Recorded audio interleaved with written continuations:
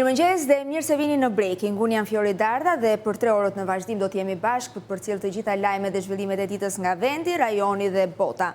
Do ta nisim edhe transmetimin e sotëm për fat të keq me ngjarjen e rëndë që ka ndodhur në Maqedoninë e Veriut, ku kanë humbur jetën 59 të rinj si pasojë e një zjarri të rënë në një klub nate, ndërkohë që 158 të tjerë janë në gjendje të rëndë shëndetësore. Gjithashtu policia ka shoqëruar edhe 15 persona të dyshuar si përgjegjës për këtë ngjarje. Ndërkohë unë do të lidhem në këto momente me kantautorin e njohur Agim Poshka, mik i njërës prej antareve të grupit të famshëm që performonte ditën e tragjedisë në klubin ku zjarri pushtoi të gjithë vendin. Mirëmëngjes Agim. Ngushëllime për humbjet dhe mbi të gjitha për miken tënde. Maqedonia po kalon një fazë të vështirë, fatkeqësisht nuk është as herë e parë, shpresoj të jetë herë e fundit. Kjo ndodh pas një sër fatkeqësisht që ka ndodhur me disa autobus të ndjekur. Kishim një spital në Tetov i cili mori zjarr gjatë kohës pandemisë, pra zjarri është një fatkeqësi që vazhdon të ndjek të gjithë të papërgatitje të sistemit tonë. Gjithsesi kjo tragjedi ka marrë për masa të jashtëzakonshme edhe për shkak të moshës së re të viktimave. Viktimat ishin të gjithë nga mosha 14 deri në 25 vjeç. Gjithashtu kanë mbetur të pajetë edhe antarët e grupit që performonin atë natë në atë magazin e cila ishte përshtatur si klub nate. Tani e quajnë magazin nga brenda me aq video sa pashun, në fakt duket se mirë, por realisht mbasi nuk ka pasur standardet, por ka pasur në një periudhë caktuar licencat e duhura. Në meskot tani del në media që mungojnë licencat, mungojnë të gjitha rregulloret, besoj dhe standardet që godisin gjithmonë shëndetin e njerëzve mbi të gjitha, sepse nuk mund ta parashikosh në hapësira të tilla me mbi 500 persona, në disa numra thoshte deri në 1500 persona, që çfarë mund të ndodhe dhe si duket një sër protokollesh janë anashkaluar. Do doja, ndonse e di që ndjeshmëria është shumë e lartë, të pyesja në lidhje me antarët e grupit që humbën jetën. Ju njihit personalisht njërin prej tyre, vokalisten e grupit. Grupi që ka performuar ka qenë një ndër grupet më suksesshme të vendit. Vitin e kaluar festoi 20 vjetor në një koncert të madh. Janë ato grupe të cilët fillojnë kështu nga këto lëvizjet grassroots me hip hop, me përpjekje për të folur për probleme shoqërore dhe arrin një lloj populariteti që ishte për të patur lakmi. Mikja ime ishte një ndër back vokalet e atij grupi, pra nuk ishte udhëheqësja e grupit, ishte një artiste me të cilën një pjesë e madhe e botës showbizit ka punuar, sepse është një ndër, ajo ishte një grup, një duo back vokale që punoi me një pjesë të madhe të këta. Me mua ka qenë që nga fillimi, të gjitha incizime në studio, ishte një profesioniste e kategorisë lartë, profesoresh universiteti dhe natyrisht këtë kishte si një punë të dytë në të cilën tukshëm ishte e jashtëzakonshme. Fatkeqësia vazhdon të jetë akoma më dramatike sepse nga të gjithë në numrin e përgjithshëm, përveç numrit të madh të rinjve që kanë vdekur, ka vdekur gati gjithë grupi, përfshi edhe fotografin e grupit, menaxherin, përgjegjësin për piroteknikën, pra çdo gjë mbetet një mister në fund sepse nuk ka dëshmitarë të cilët të dëshmojnë se çfarë realisht ndodhi atë natë. Dhe kjo e bën edhe më të rëndë këtë ngjarje. Maqedonia e Veriut është në zi, qeveria e Maqedonisë së Veriut ka shpallur 7 ditë zije, por nga ana tjetër janë paralajmëruar edhe protesta. Në lidhje me këtë ngjarje të rëndë, se siç e thatë edhe ju, Agim, nuk është ngjarja e parë që ndodhë. Prej vitit 2019, Republika e Maqedonisë së Veriut është përballë me një sër fatkeqësisht të kësaj natyre dhe deri më sot askush nuk ka mbajtur përgjegjësi. Nuk kemi patur asnjë dorëheqje nga ana e qeverisë shkuar, por edhe nga ana e qeverisë aktuale, duket se çdo gjë lihet në harres.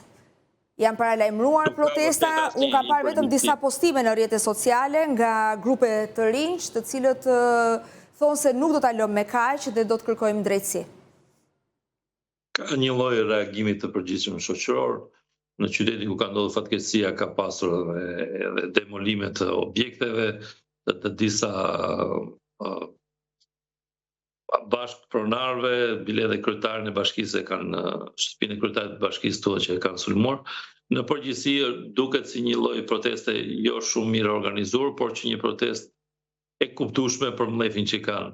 Tani nëse protesta do merr atë trajtim që duhet të ketë në kuptimin e solidarizimit me viktimat dhe largimin nga ajo kultura e deri tanishme të mosdëshkimit, do ta shikojmë, por është evidente që kultura e mosdëshkimit nga sistemi gjyqësor vazhdon të jetë një ndër problemet më serioze të Maqedonisë. Maqedonia ju thatë që ka 2019, por realisht edhe shumë pak disa vite më herë, gati 2 dekada, për ironinë edhe presidentin e humbëm në një aksident ajror dhe dukshëm sistemi nuk arrin të mbrojë të paktën as udhëheqësit e vet në kuptimin e protokolleve të sigurisë. Kemi spitale që digjen. Është e pranueshme që një spital i cili duhet të jetë vendi ku njerëzit shkojnë të shërohen të ndjenë rrezikun dhe të humbin jetën. 15 vete u doshin në spitalin modular të Tetovës, pastaj aksidentet e autobuseve kështu me radhë.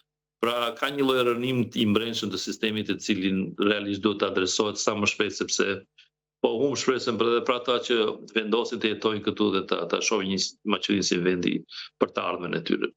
Ju jeni një kantautor me një karrierë të jetë të gjatë dhe pa diskutim që keni patur mundësi edhe të performoni në klabe të ndryshme, në diskoteka në Maqedoninë e Veriut. Janë të gjitha strukturat pak a shumë të njëjtit standard? Apo këto janë raste të veçuara siç ndodhi në Koçan? Unë të them që strukturat ose standardet nëpër klube janë problematike edhe në Shqipëri edhe në Kosovë.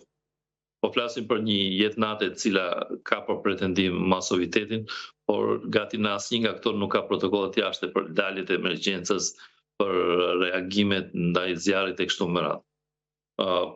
Përveç klubeve në cilë unë kam luajtur për shembull në pjesë të Bregdetit shqiptar, ku një pjesë janë në venue të hapura, pjesa tjetër janë në podrume, në vende me një hyrje të vetme, ku realisht rreziku është evident. Të paguash para për të futur dhe të nënshkruash në vdekjen tënde në një pjesë të këtyre është ironike, por ja që po ndodh. Unë e kam thënë në një intervistë tjetër, më ndodh që shkon në kohën kur isha shumë më shumë aktiv, udheshe në lokal 3-4 orë përpara se të filloj shfaqja dhe ato organizatorët e klubit akoma ishin me dyshime, ata vëmë skenën këtu, ata vëmë skenën aty. Domethënë nuk ka një protokoll të qartë se si do të funksionojë në rast rreziku, ku do lëvizë turma, kush do organizoj, detektorët e tymit, duhan ka vazhdimisht në të gjitha lokalet që funksionojnë qoftë në Maqedoni. Të gjithë ata që frekuentojnë këto struktura përpara një rreziku real. Po, dhe mos e përjashtoj Maqedoninë, edhe Shqipëria do t'i mendoj këto gjërat pak më shumë, sepse mendojnë klubet më të mëdha janë vende kryesisht të mbyllura, sepse punojnë gjatë gjithë vitit. Dhe jam e bindur që ke informacione e gjithë Maqedonia e Veriut, por jo vetëm, edhe ne, edhe në Kosovë, po kudo në Ballkan, po ndiqet me vëmendje kjo ngjarje e rëndë dhe me shpresën se do të ketë sa më pak viktima, pra nuk do të kemi më humbje të tjera jete. Si paraqitet me atë që transmetojnë dhe mediat në Maqedoninë e Veriut gjendja e të plagosurve? Dukshëm ka një mobilizim të madh nga Ministria e Shëndetësisë, veçanërisht janë kontaktuar një pjesë e madhe të partnerëve. Shoh që nga vendet ku dërgohen të sëmurët, përveç vendeve të rajonit Turqi, Greqi dhe Serbi, ka një pjesë që dërgohen deri në Lituani, kështu që për shkak të specifikave që kanë ndryshuar dhe dëmtimeve që janë bërë, mobilizimi është maksimal. Ajo që ndodh dhe që në këto faza të para është mobilizim maksimal i shtetit që është për të vlerësuar, ka ndodhur në rastet e kaluara. Ajo që ndodh më vonë është fatkeqe që pastaj kjo hidhet në arrest dhe nuk ka ndëshkime, nuk ka masa konkrete për të përmirësuar gabimet që dukshëm kushtojnë jetë. Kjo është ndoshta fokusi që duhet, çfarë do lloj sistemi ose qeveria që është në pushtet të ketë parasysh, ndoshta jo qeveria vetë, po sistemi gjyqësor, që i cili fatkeqësisht në Maqedoni ka besueshmërinë gati në nivele qesharake 2 deri në 3%. Sipas sondazheve. Po, edhe vetë kryeministri i Maqedonisë së Veriut është shprehur që nuk ka besim tek prokuroria. Do të kërkohet ndoshta ndihma e ndërkombëtarëve në këtë rast? Nuk e di. Në spitalin modular të Tetovës erdhën ekspert nga jashtë. Edhe kjo u konstatua bon ato ekspertizën e vetë, por realisht të dënuar akoma nuk ka. Ose janë marrë disa masa gati estetike, mëse mund të them, për të quajtur sepse ka ndështime. Edhe tani qeveria aktuale po bën disa arrestime kështu më radh, por nuk kemi apa konkrete për të verifikuar. Mendoj që një diagnostikim i komplet sistemit është i nevojshëm sepse pra duhet kaloj në skaner, po. Po. Agim, të falenderoj shumë për prezencën, për të gjitha informacionet dhe opinionet që ndat me ne. Edhe njerë ngushëllime. Faleminderit. Ishim në Maqedoninë e Veriut në një intervistë me kantautorin e njohur Agim Poshka, ndërkohë që në këto momente do të shkojmë në Athinë, atje na pret kolegu Artur Bibe. Artur, mirëmëngjes. Mirëmëngjes, përshëndetje. Po diskutoja pak më parë me kantautorin Agim Poshka rreth tragjedisë madhe të ndodhur vetëm 2 ditë më parë në Koçan të Maqedonisë së Veriut, ku humbën jetën 59 të rinj. Pritet që kjo ngjarje e rëndë të shoqërohet me protesta të shumta, të paktën kështu thon informacionet që na vijnë nga mediat e vendit fqenj. Por protesta të shumta ka patur përgjatë gjithë kësaj periudhe, protesta që kulmuan më 28 shkurt, datë që përkon me 2 vjetorin e tragjedisë të Tempit, ku humbën jetën 10 të rinj pas një aksidenti hekurudhor.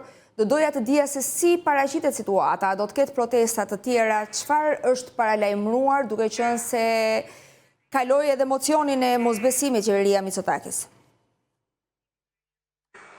Po, Fjori, ashtu si që kishim parashikuar më herët, protestat gigantit në Greqinë, unë s'kam parë të tilla protesta asnjëherë në këtë vend, për çështjen e aksidentit tragjik të Tempit, kulmuan me riformatimin e qeverisë, por dhe me një mocion mosbesimi ndaj qeverisë Mitsotakis, e cila e kaloi, ishte normale që ta kalonte këtë mocion mosbesimi, por ajo çka është e sigurt tani më është fakti që sistemi politik në Greqi, sidomos demokracia e re, ka një humbje masive votash në sondazhet e publikuara ditët e fundit, pikërisht për të treguar qytetarët janë shprehur kundër qeverisë, për të treguar dyshimet e tyre, mosbesimin e tyre dhe pakënaqësinë e tyre, do thoya unë, lidhur me se si ka avancuar çështja e hetimit të aksidentit të Tempit, por edhe tentativa nga grupe të caktuara apo segmente të caktuara pranë qeverisë greke për të fshehur gjurmët ose për të shfaqsuar disa prej personave të përfshirë në këtë ngjarje. Natyrisht sot fillon punë komisioni hetimor për lidhur me çështjet e Tempit, është një komision i caktuar nga parlamenti, në të cilin kryesori i hetuar do të jetë i zëvendës ministri i transportit Triandafopoulos, i cili ka qenë në atë kohë pranë kryeministrit dhe ka urdhëruar heqjen e materialeve inerte nga vendi i aksidentit të Tempit. Është një situatë pak e tensionuar, por megjithatë nuk do ketë më protesta të nivelit që pam para disa ditësh, janë protesta më të pakta, nga ritmi dhe nga tempi më të dobta. Por ajo që duket se ndjeshëm e ndjen qeveria, e thashë pak më lart, është rënja e pëlqyeshmërisë së saj në popull. Dhe kjo duket edhe në sondazhe, të cilat dukshëm tani më kanë kaluar partitë e populiste dhe të majta, të cilat i kanë patur flamurin e tyre çështjen e Tempit, kanë kaluar në vendin e dytë dhe të tretë, duke spostuar PASOK-un apo Sirizën, por dhe duke ulur ndjeshëm shifrat e demokracisë së re, e cila vetëm këtë periudhë e fund ka rënë mbi 15% pikë përqindje. Kështu që me ja të shohim, sepse koha ka treguar që popujt harrojnë shpejt. Fatkeqësisht. Pra, po më thua që do të ketë protesta, po jo të përmasave të asaj që ndodhi më 28 shkurt, duke e qenë se pamë një protestë vërtet të ashpër të shoqëruar me tensione, ku deshet e ndërhyrja e policisë dhe një protestë që ushtri thuajse në të gjithë Greqinë, apo jo? Po, dolën miliona qytetarë në gjithë vendin, vetëm në Athinë ishin mbi 500.000, është llogaritur shifra e personat të cilët morën pjesë, dhe natyrisht 1.000 apo 500 apo 1.500 apo 2.000 ekstremistët anarkistë që tentuan të hedhin molotov dhe të prishin në këtë manifestim madhështor, nuk do t'ja nxin as pak kuptimin, nuk do t'ja heqë kuptimin kësaj proteste madhështore, e cila i dha një mesazh shumë të fortë sistemin politik në Greqi, që në populli nuk bëhet shaka, pavarësisht ajo që thashëm lart, që nga njerë dhe shumë shpesh popujt harrojnë. Gjithsesi do presim edhe zhvillimet e komisionit parlamentar, se çfarë do nxjerrin në pa lidhur me situatën e territorit, që është e sigurta, është të akuzuarit. Jo, do nisë në parlament një proces, ka kaluar në fillimisht ka kaluar një komision. Pa diskutim, por ky është një mobilizim i shtuar, le të themi. Po, natyrisht, sepse pakënaqësia popullore i ka detyruar qeverin të tentoj të paktën për sytë e opinionit të hapë sërish çështjen për t'i dhënë në një farë mënyre për të qetësohet pak turma, sepse vërtet është pakënaqësia ka arritur limitet. Ajo që unë kuptova dhe e kuptova jo vetëm unë, po të gjithë qytetarët, që sistemi politik në Greqi tani më ka një problem shumë të madh lidhur me likshmërinë e tij për sa i përket edhe qeverisë së vendit. Demokracia e re në sytë e popullit ka rënë nga pushteti, pavarësisht se mbajt me vota në parlament, por ajo që është më e rëndësishme është që nevojat e ndryshime rrjedhësore të sistemit politik dhe natyrisht rritje të kemi dhe sa më shumë rritje të transparencës në këtë sistem, i cili duket se shumë pak po bën në këtë drejtim. Qartë, dhe për të mbetur tek politika, fushata tashmë duket se ka nisur në Shqipëri, pavarësisht se jo zyrtarisht, dhe vota e diasporës po merr gjithmonë e më shumë rëndësi, dhe kjo duket edhe nga impenjimi i politikës shqiptare, duke qenë sa më pranë të gjithë atyre shqiptarëve që jetojnë dhe punojnë në Greqi, në Itali, apo diku tjetër. Pritet që kryeministri Rama të vinë në një tjetër vizitë në Athinë. Po, Fiori do të jetë në Kret në datën 29 mars dhe në Athinë në datën 30 mars. Tani po punohet për të gjetur sallat dhe organizohet vendet ku do të zhvillojnë këto mitinge. Natyrisht janë në kuadër të fushatës zgjedhore, janë të parat në fushatën zgjedhore, do të jenë tërësisht manifestime politike në mbështetje të Partisë Socialiste, e cila drejtohet nga zoti Rama. Vlen të theksohet që vizitat e tjera që ka zhvilluar apo manifestimet apo takimet e tjera të zotit Rama në Greqi ka qenë në kuadër të aktivitetit qeveritar dhe mos harrojmë edhe 11 maj, ku ishte 12 maj, kur ishte për fushatën e ribashkimit të shqiptarëve kudo janë ata.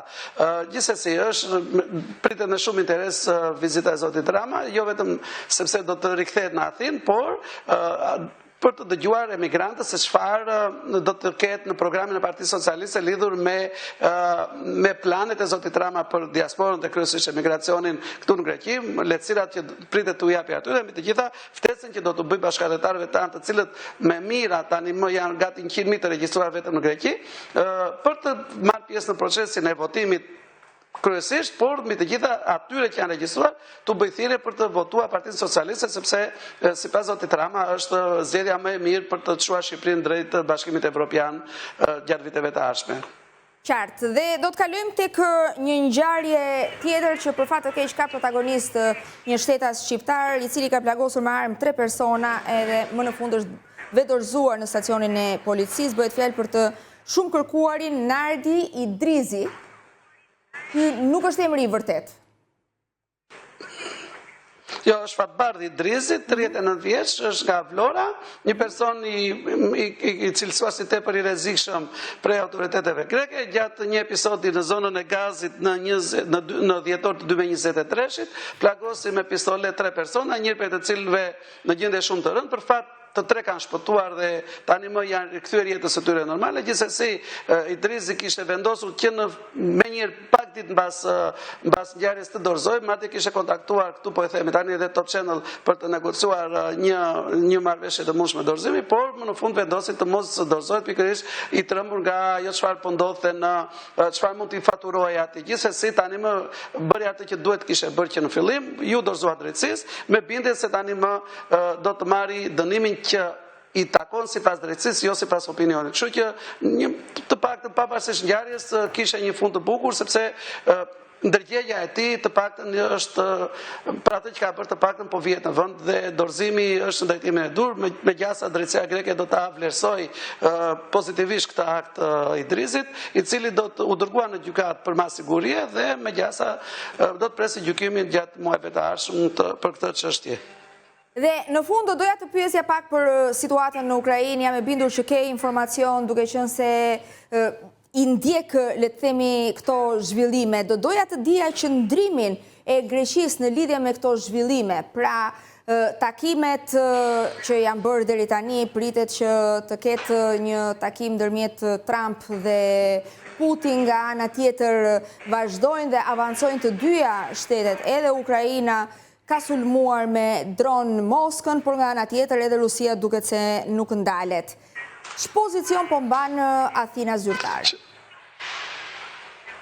Shikon, në terren kontaktet i kemi dhe vazhdojmë të kemi me zonën e Ukrainës, aty kemi miq tanë që na informojnë rregullisht se çfarë ndodh në terren dhe realisht gjendjen e rëndë në të cilën ndodhet fronti, sidomos në zonën e Donbasit, por edhe rrëzimi dhe dështimi totalisht i zonës i frontit në Kursk, ku megjasa sipas atyre që thuhen jo zyrtarisht, mund të ketë qenë fillimi një marrëveshje tërheqje në kuadër të negociatës së armëpushimit të cilën zoti Trump dhe zoti Putin duket se po negociojnë tani për të dhënë fillimisht një armëpushim dhe më në fund të fillojë përfundimi këtij procesi vrasës. Mijëra njerëz janë ekzekutuar, janë vrarë dëm miliarda dollarë dhe një luftë që duket se nuk po mbaron kurrë, e cila ka shkatruar jo vetëm ushtarakisht dy vendet, por politikisht Evropën, e cila duket tani më se ka humbur komplet atë interesin e saj lidhur me këtë situatë. Natyrisht edhe Greqia nuk mund të ishte ndryshe me situatën dhe gjendë e krijuar në rajon. Zoti Mitsotakis duke se ka një tërheqje të lehtë nga opinioni që ka patur në përgjithësi Evropa për të vendosur sanksione të rënda ndaj Rusisë, tani duket se mbasi ndryshimit të qendrimit të Amerikës dhe Athina zyrtare po i përshtatet kursit amerikan. Ajo që është shumë e rëndësishme është që duhet patjetër të ketë një armëpushim. Nga ana tjetër, Athina është shprehur e gatshme për të ndihmuar kryesisht në ndërtimin e zonës së Ukrainës dhe patjetër dërgesat e armëve nëpërmjet portit të Aleksandroupolit këtu në Greqi vazhdojnë normalisht, pavarësisht se apo jo të ketë një armëpushim apo një ndalje të luftës. Gjithsesi Athina ngjelet e vendosur pranë dhe pro Ukrainës dhe gjithashtu pranë Amerikës, e cila duket se është ajo pra që do ta udhëheqë si procesin e luftës, nëse do të vazhdojë, por edhe procesin e paqes nëse do të kemi një të tillë, Fjori. Të falenderoj shumë, Artur, për të gjitha informacionet dhe opinionet që ndave me ne me Breaking, gjithmonë në Breaking, gjithmonë kënaqësi. Biseda bashk. Të uroj ditë të mbarë dhe nga Greqia do të shkojmë në Itali, më saktë në Rom, atje na pret kolegja e Surit TV Alba Kepi. Alba, mirëmëngjes. Mirëmëngjes, faleminderit për ftesë. Njësër zhvillime shka patur edhe në Itali, unë do doja ta nisja me një informacion në lidhje me përmbytjet në Toskana. Këto përmbytje moti i keq kanë detyruar institucionet që të mbyllin edhe shkollat. Si paraqitet situata? Duket se le të themi, nuk po i ndalen Italis nga tërmeti në Napoli tashmë në përmbytjet në Toskana. Është e vërtet, nga tërmeti lëkundet e fuqishme që pati në kampet Flegrei në provincën e Napolit, kemi disa ditë, data 14-15, edhe në datën 16 në mars, ka pasur rreshtet shumëta me përmbytje shqetësuese në rajonin e Toskanës, por dhe në rajonin e Emilia-Romanjës. Toskana sot, të paktën kemi një lloj qetësie nga ana e motit, për llogaritet një dëm rreth 100 milion euro. Janë kërkuar rreth 670 ndërhyrje nga operacionet e Departamentit të Mbrojtjes Civile për të ndihmuar banorët, për të ndihmuar zonat e përmbytura, për të lënë të lira rrugë apo ato mjeke rrugdalje komunikimi që bënë të pamundur jetën e përditshme. Ka qenë vërtet orë shqetësuese, pasi është llogaritur që brenda 24 orëve në Toskana ka rënë shi sa mund të bie gjithë muajin mars. Madje ka qenë guvernatori i këtij rajoni të Toskanës, i cili ka kërkuar të shpallë gjendjen e emergjencës së jashtëzakonshme, por për momentin është lënë në stand-by për faktin se sipas parashikimeve të motit, të paktën këto orët e fundit ka një lloj qetësie nga ana e motit, pra kanë pushuar rreshtet, por është parashikuar që pas 2-3 ditësh të ketë një tjetër mot të tillë me rreshte të shumta. Dhe kjo i ka bërë që Departamenti i Mbrojtjes Civile të qëndrojë në stand-by dhe të presë dhe këto 2-3 ditët e ardhshme për të parë nëse mund të shpall apo jo gjendjen e emergjencës kombëtare. Padyshim ka pasur një ndërhyrje jo vetëm të autoriteteve lokale, por dhe të vetë qeverisë italiane, e ka në vëmendje të gjithë situatën. Flas dëmi është i jashtëzakonshëm, 100 milion euro për pak orë për mbytje, kanë shkaktuar rreshje të cilat kanë sjellur një rrëshqitje të dheut, ka pasur shkolla të mbyllura, mos funksionim të mjaftë sektorëve publik si nga ana e shërbimeve, po ashtu dhe nga ana e komunikimit, transportit. Të gjitha këto kanë sjellë që të kemi një gjendje të tillë. Shohim se do të vijojnë në ditët e ardhshme. Tash këto 24 orët e fundit ka një lloj qetësie, një lloj të paktën përmirësimi të motit, por gjithmonë në këndvështrimin se çfarë do ndodhi në ditët në vijim. Dhe do të kalojmë me një tjetër lajm. Vatikani ka publikuar për herë të parë një foto të Papa Franceskut, i cili duket, le të themi, në gjendje të përmirësuar shëndetësore që nga dita e shtrimit në spital. Si paraqitet gjendja e tij? Në fakt është foto e parë e cila në një farë mënyrë hedh poshtë gjithë ato teoritë konspirative që kanë qarkulluar gjatë këtyre orëve, se ndoshta Papa ka ndruar jetë, se ndoshta Papa është shumë keq, se nuk janë vërteta fjalët që ai po përmirësohet nga gjendja shëndetësore. Pra, ne si gazetarë kemi pritur këtë foto me mjaft interes, jo vetëm se shfaqet Papa për herë të parë pas një muaji kurimi në spital, por dhe për faktin se shfaqet Papa pa ato bombolat e oksigjenit apo pa gjithçka që të paktën gjatë këtyre javëve kemi informuar e komunikuar se po kurohej në terapi pikërisht pasi kishte këtë vështirësi në frymarrje. Ka një veçanti kjo foto, që sot në mëngjesin e sotu kam pasur një saktësim nga ana e zyrës së shtypit të medias së Serisë së Shenjtë, fakti se në qoftë se shikoj me vëmendje, dora e Papa Franceskut është mjaft e fryrë dhe sot në interesi gazetarëve ka marrë përgjigje nga zyra e shtypit të Serisë së Shenjtë, e cila thotë që gjendja për disa javë, pra e shtruar në spital, pra i kuruar në krevat, ka shkaktuar dhe thuaç mos funksionimin e duhur apo mos përdorimin e dorës, dhe kjo ka sjellë një fryrje që cila është më se normale. Ajo që ka dim sot është se Papa të paktën ngrihet nga krevati në atë kapelën e vogël që është ndërtuar në katin e 10 të repartit ku ai është shtruar në Spitalin Gjemeli, pra ku është ndërtuar një kapelë e vogël lutje. Ai kryen lutjen e tij çdo mëngjes, ndjek me vëmendje dhe informacionin e gjithçka që i duhet në jetën papale, dhe edhe në ambientet e zyrës së shtypit të Vatikanit vjet re të paktën një lloj normaliteti në ndryshim çfarë kishte ndodhur në javët e shkuara. Pasi nëse javët e shkuara gjendja apo ditët e shkuara gjendja e Papa Franceskut na kishte vënë në një lloj alarmi se çfarë do ndodhte nëse mund të kishim një lajm të keq apo nëse Papa do të jepte dorëheqje, tashmë kemi hyrë në një lloj normaliteti të jetës së përditshme. Pritet me mjaft interes, thuhet se brenda pak ditësh Papa Francesku do të lërë Spitalin Gjemeli dhe do t'i kthehet monastirit. Ne shohim edhe një herë foton e fundit të publikuar nga Vatikani dhe foton e parë Pas shtrimit në spital të Papa Franceskut, është kjo foto? Dhe kjo foto, dhe shqetësimi tani të paktën pikpyetja e madhe për të përcjellë dhe atë çka jetohet në ambientet e gazetarëve dhe zyrës së shtypit të Selisë së Shenjtë është se kur Papa Francesku të dalë nga spitali, pra dhe të shkoj të vijoj jetën e tij të përditshme në monastirin Santa Marta që ndodhet në afërsi të Vatikanit.